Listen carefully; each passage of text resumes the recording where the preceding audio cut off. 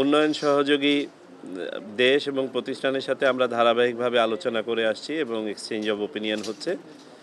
তারই ধারাবাহিকতায় আজকে আমরা আমাদের দেশে যেসব ওআইসি ভুক্ত দেশের মিশন আছে সেসব মিশনের প্রধানদেরকে আমরা ইনভাইট করেছিলাম। তারা আজকে এসেছিলেন, আমাদের সাথে আলোচনা করেছেন। আমরা আমাদের বর্তমান কার্যক্রম, গণতান্ত্রিক উত্তরণ এবং আগামী জাতীয় নির্বাচনকে কেন্দ্র করে আমরা যেসব কার্যক্রম হাতে নিয়েছি সেগুলো সম্বন্ধে অবহিত করেছি। পাশাপাশি আমরা বিভিন্ন দেশে আমাদের প্রবাসী বাংলাদেশি যারা আছেন তাদের ভোটের ব্যাপারে তাদের সহযোগিতা আশা করেছি। আমরা যে পদ্ধতিতেই ভবিষ্যতে নির্ধারণ করি না কেন তাদের অভিজ্ঞতাগুলো আমরা জানতে চেয়েছি, তারা শেয়ার করেছেন। বিশেষ করে প্রবাসী ভোট সংক্রান্ত কোনো অ্যাম্বাসেডর আমাদেরকে তাদের উইলিংনেস এক্সপ্রেস করেছেন বিভিন্ন ধরনের সহযোগিতা করার জন্য এবং তাদের অবজারভার টিম পাঠানোর জন্য। আমরা এগুলো ওয়েলকাম করেছি এবং in due course of time এগুলো আমরা ফর্মালাইজ করব। আমরা একটা আনুষ্ঠানিক প্রেজেন্টেশনের মাধ্যমে ওনাদেরকে আমাদের বিভিন্ন প্রস্তুতি, আমাদের অর্গানোগ্রাম, আমাদের ভবিষ্যৎ কর্মপরিকল্পনা, সম্ভাব্য এলাকা যেখানে আমাদের ওআইসিভুক্ত দেশসমূহ আমাদেরকে সহযোগিতা করতে পারে ইত্যাদি বিষয়ে তাদেরকে বলেছি। এই আমরা পর্যবেক্ষক নিয়ে ওনারাই প্রশ্ন করেছিলেন, যেমন আমাদের ইন্দোনেশিয়ান রাষ্ট্রদূত উনি আগ্রহ প্রকাশ করেছেন, অনুরূপভাবে ওনার পাশাপাশি আরও অনেকে আগ্রহ প্রকাশ করেছেন।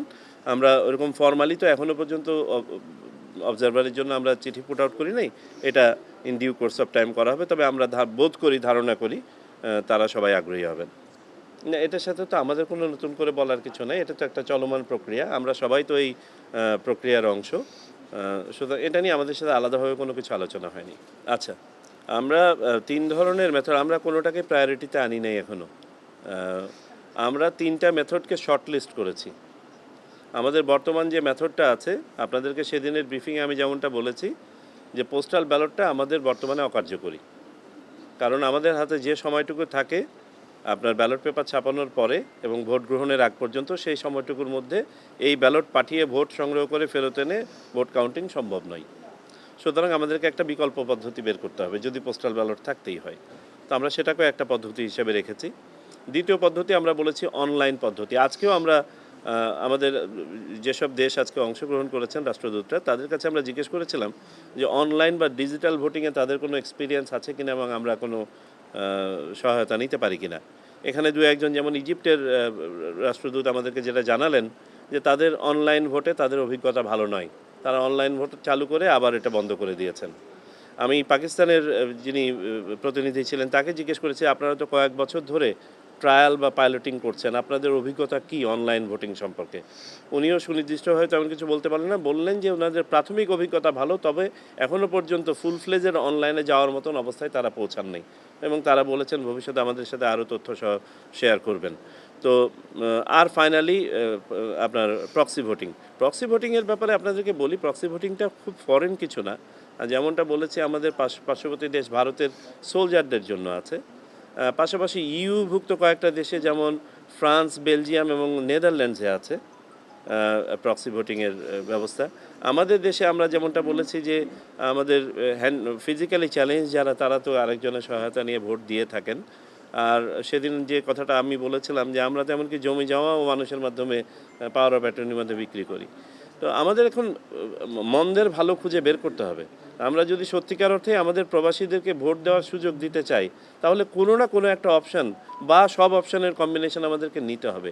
আর বড় স্কেলে যদি আগামী নির্বাচনে যদি আমরা প্রবাসীদেরকে ভোট দেওয়াতে চাই, তাহলে প্রক্সি ছাড়া আর বিকল্প খুব একটা আছে বলে মনে হচ্ছে না।